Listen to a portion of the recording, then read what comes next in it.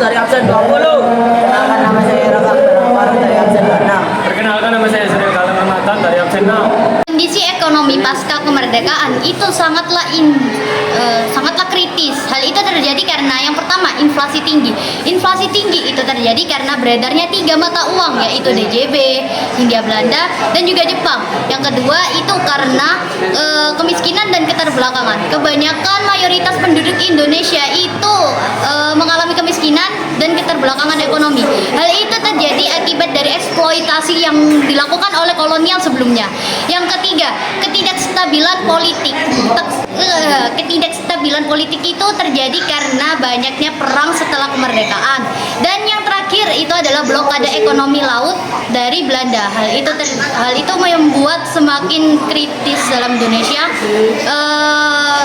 Untuk masa itu terjadi pada tahun 1945 sampai 1949. Ini tokoh penting dalam situasi ini.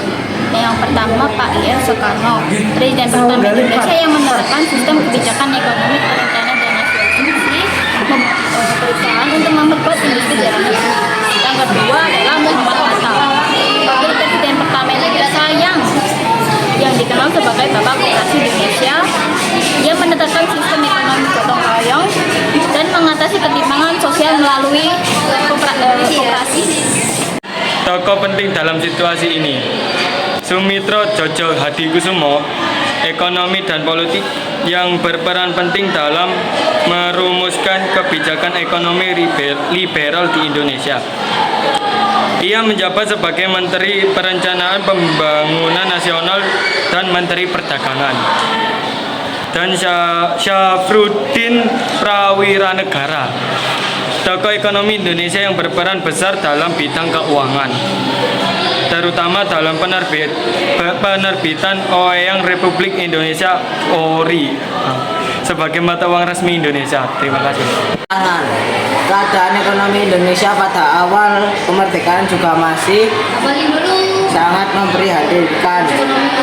Krisis yang dapat diibaratkan negara bangsa yang turbulensi, chaos, di mana banyak pengamat menyebutkan sebagai a country in despair, suatu negara bangsa yang bukan sekedar di Eropa diterpa bencana ekonomi Indonesia kacau balau dan kas negara kosong,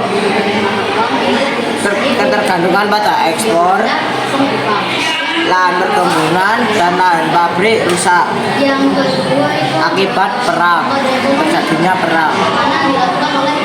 Hambatan inflasi yang sangat tinggi karena mata uang yang beredar di Indonesia lebih dari satu.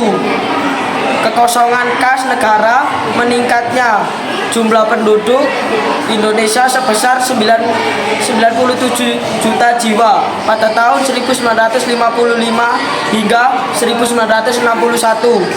Masalah: setelah kemerdekaan, Indonesia menghadapi krisis keuangan dari moneter akibat perang kemerdekaan dan defisit anggaran yang sangat besar. Kebijakan yang diambil dan hasilnya. Yang pertama yaitu konferensi ekonomi pada tahun 1946 yang dilaksanakan pada tanggal 3 Februari yang dipimpin oleh Menteri Kemakmuran. Hasil dari konferensi ekonomi tersebut adalah terbentuknya Badan Perancang Ekonomi atau yang disingkat sebagai BPE dan Persatuan Tenaga Ekonomi yang disingkat sebagai PTE. Yang kedua adalah pinjaman nasional pada tanggal 24 April 1956 yang dilakukan oleh Menteri Keuangan. Hasil dari pinjaman nasional adalah terkumpulnya target pinjaman yaitu 1 miliar dalam waktu kurang dari setahun yang digunakan untuk mengatasi blokade dari Belanda. Yang ketiga adalah planning board yang dilakukan pada tanggal 19 Januari 1947 yang dilakukan oleh Menteri Kemakmuran. Hasil dari planning board tersebut adalah program pembangunan 10 tahun yang berdampak untuk menciptakan lapangan kerja dan meningkatkan daya tarik produk lokal. Kesimpulannya adalah pertama, pentingnya kemandirian ekonomi agar tidak berlebihan bergantung kepada pihak asing. Kedua, pentingnya memiliki strategi ekonomi yang fleksibel mengikuti perubahan zaman. Ketiga, pentingnya untuk mewujudkan pembangunan ekonomi yang adil dan beradab. Keempat, pentingnya belajar sejarah agar dapat melakukan pembalikan ekonomi yang berpengaruh terhadap kemajuan ekonomi bangsa. Sekian presentasi dari kelompok kami. Wassalamualaikum warahmatullahi wabarakatuh.